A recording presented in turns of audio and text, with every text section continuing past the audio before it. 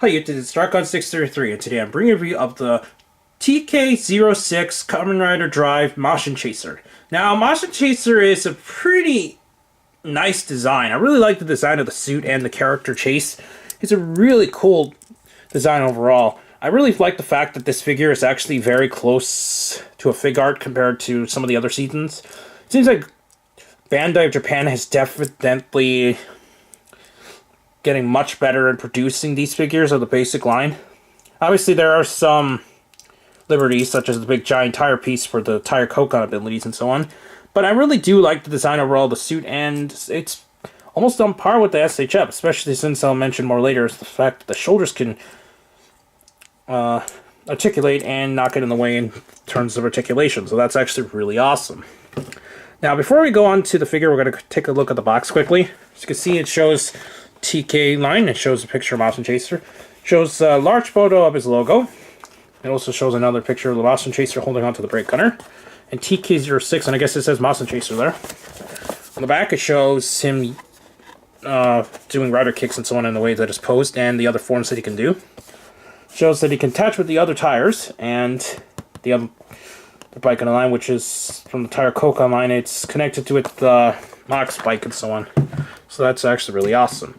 Now, the content of the box is just the standard figure itself, obviously. And several accessories, which include the tire piece, which also serves as the whip piece. It also has this wing pieces, which serve as either the bat form or the other forms. And also the claw, which is used. And his signature brake gunner, which is pretty nice looking. Now, we'll take a look at articulation quickly before we go on to the attachments. His head is on a ball joint, so it allows full movement.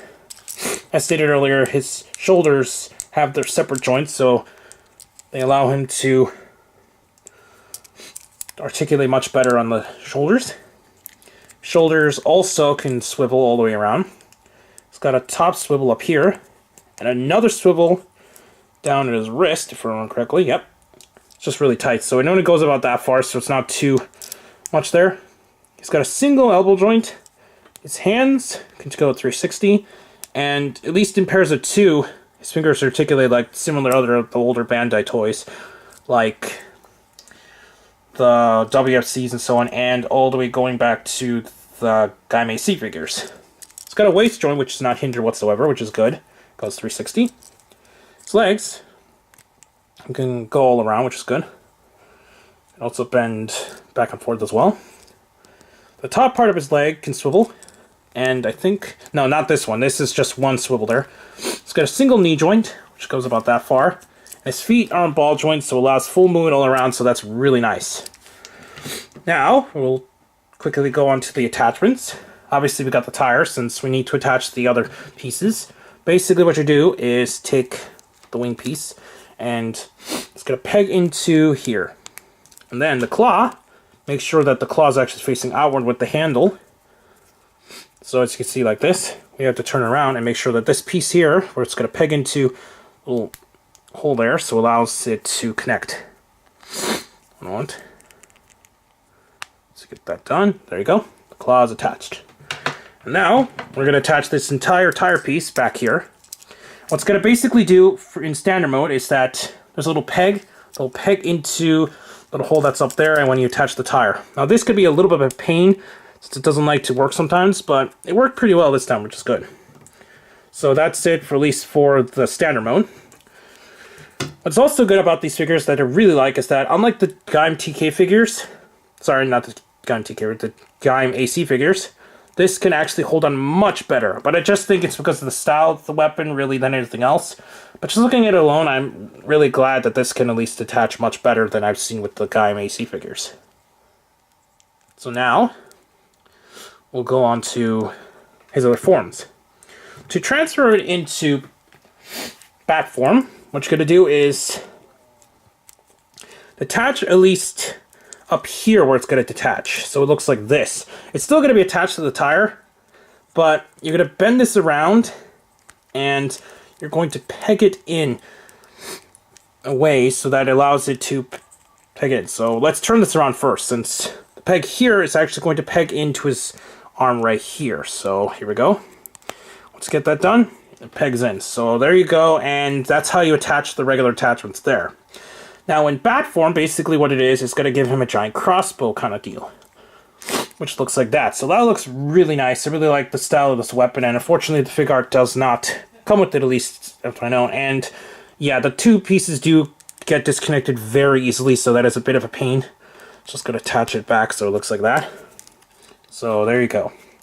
Now what you're going to do for the spider mode, it just gets a giant claw up there, and theoretically you can kind of give him a kind of a handle position, or it doesn't really work there well. I don't really know what the point of that handle is, since the other pieces are attached and all that. He can't actually hold on to the handle very well, since, as you can see, it doesn't quite reach his arm. So I don't know what the point of the handle is personally.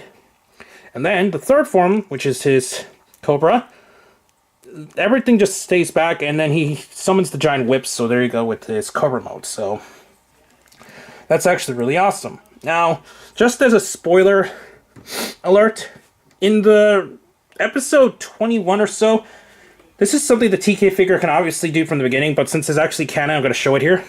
Basically what it is he did this all tune-up and activated all 3 of his viral cores, and with that, he actually did all 3 at the same time, giving them really powerful forms. So that's actually really cool that actually is canon in the show, and I really like that actually.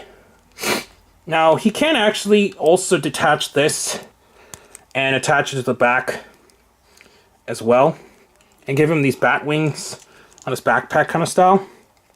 So I'm just going to quickly show that and make sure that this doesn't pop up this time. I'm getting sick and tired of these pieces like popping out very easily, which is one thing I don't like about the figure, but other than that, it's actually still pretty decent. So I'm going to quickly just attach this back like so, and then you can give him this bat wing design here, since he actually has used the bat wings in this form as well. So that's actually really awesome, and I really enjoy the figure. I think Bandai did a nice job with the retail line this year. Now, while the Gaim AC figures were really nice, I think they had a lot of QC problems and loose joints all around, but I don't seem to having that much problem with the TK06 that I did with a lot of the Gaim figures I have.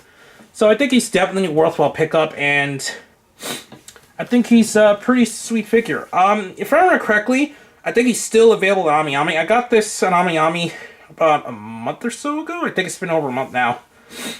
But it's definitely worthwhile, and I highly recommend it. Anyways, please comment and subscribe. Check out Hero Taku and the associated podcast on Rajio Nihon, WW, Hero Talk, and Hero News. Check out the channels down below. And also, check me out on Twitter, and I'll see you on YouTube. Oh, Twitter as Dark163, sorry, forgot to say. And I'll see you on YouTube. Bye.